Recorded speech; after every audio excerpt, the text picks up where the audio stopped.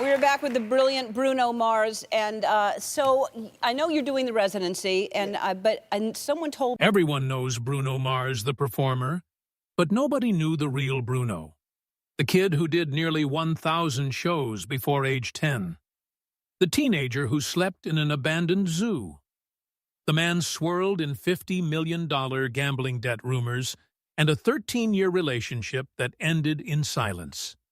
At 39, here's the full story.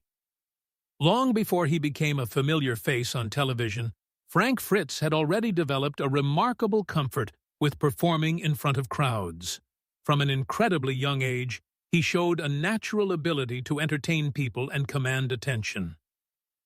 By the age of just 4, Frank was reportedly performing 2 shows a night, 5 days a week. While most children his age were still discovering the world around them, he was already becoming comfortable under the spotlight and learning how to connect with an audience.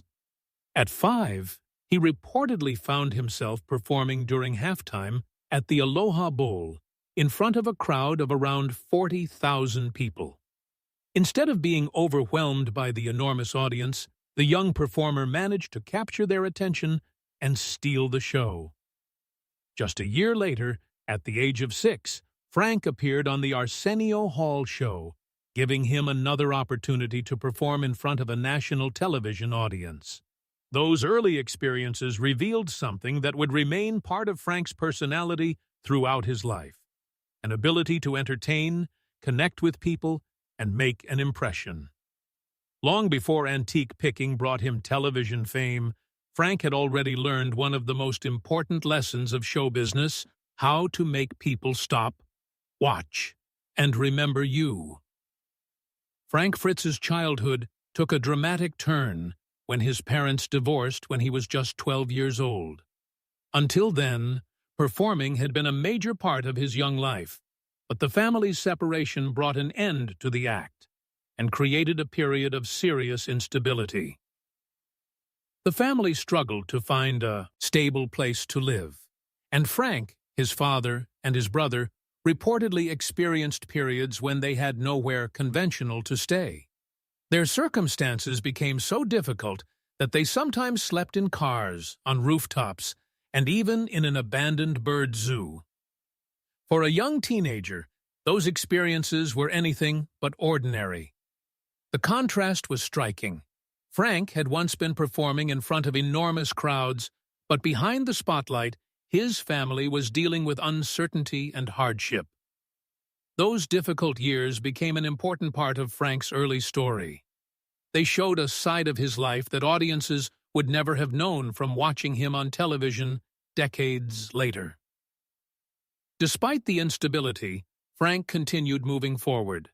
The hardships of his childhood would eventually become just one chapter in a life that took him through performing, collecting, antique dealing, and ultimately to television fame. In 2003, Frank Fritz arrived in Los Angeles chasing another dream, but this time, the dream was music. He reportedly arrived with just $600 in his pocket and 3 demo CDs, hoping that his talent would be enough to open the doors of the music industry. The road to success, however, proved far more difficult than he had imagined. Frank eventually caught the attention of Motown and was signed to the legendary label, a moment that seemed like it could finally transform years of hard work into a real music career. But the opportunity disappeared almost as quickly as it arrived. Just 9 months after signing, Frank was dropped from the label without releasing a single song. For someone who had arrived in Los Angeles with big ambitions and very limited resources, it was another painful setback. Instead of ending his journey, however, the disappointment became another chapter in a life defined by persistence. Frank had already experienced difficult childhood years, uncertainty, and major changes. Now he was learning another harsh lesson. Getting an opportunity and turning it into lasting success were 2 completely different things. The music dream didn't work out the way Frank had hoped, but his story was far from over. Another opportunity, in a completely different world, would eventually introduce him to millions of people. After struggling to establish himself as a solo artist, Bruno Mars found a completely different path to success when he teamed up with songwriter Philip Lawrence and producer Ari Levine. Together, the three formed the songwriting and production team known as the Smeezingtons. Rather than waiting for someone else to give them a breakthrough, they focused on mastering the craft behind the scenes. They reportedly studied more than 1,000 hit songs, examining what made successful records connect with audiences and what separated an average song from a memorable one. That hard work soon began paying off. The Smeezingtons helped write and produce major hits, including Flo Rida's Right Round and B.O.B.'s Nothing on You. Suddenly, Bruno wasn't simply another struggling performer trying to get noticed. He was becoming a songwriter whose work was being heard around the world. Ironically, the setbacks that had once seemed like failures were helping shape his career. Every rejection and disappointment had pushed him to develop another skill. And by working behind the scenes, Bruno was finally creating the kind of opportunities that would eventually make him impossible for the music industry to ignore. After years of rejection, setbacks, and working behind the scenes, Bruno Mars finally got his chance to step into the spotlight as a solo artist. In 2010, he released his debut album, Doo Wop's Hooligans, and almost immediately proved that he wasn't just another new singer. He was a major force in pop music. The breakthrough came with Just the Way You Are, which quickly climbed to the top of the Billboard Hot 100. But Bruno's success didn't stop with his debut single. He followed it with the one hit after another, demonstrating an extraordinary ability to blend pop, soul, R&B, and retro influences into songs that connected with a massive audience. Within his first 2 years as a solo artist, Bruno had scored 4 #1 hits on the Billboard Hot 100, a level of early chart success that hadn't been matched by a male artist since the mid-1960s. What made the achievement even more remarkable was how quickly everything changed. Only a few years earlier, Bruno had been struggling to establish himself and had experienced major setbacks in the music business. Now he was dominating the charts and becoming one of the most recognizable new performers in the world. His rapid rise wasn't simply a lucky break. It was the payoff from years of studying music, writing for others, performing, facing rejection, and refusing to give up. The boy who once dreamed of making it had finally become the star everyone was talking about. Bruno Mars didn't become one of pop music's biggest stars by simply following whatever was popular at the time. With each major release, he pushed against expectations and proved that modern pop could borrow freely from the sounds of previous generations. His second album, Unorthodox Jukebox, showed just how wide his musical range could be. Instead of committing to a single sound, Bruno blended pop, R&B, funk, soul, reggae, and other influences into an album that felt both modern and deliberately retro. Then came Uptown Funk, his massive collaboration with Mark Ronson. The song became a global phenomenon, bringing funk-inspired production back to the center of mainstream pop and becoming one of the defining hits of the decade.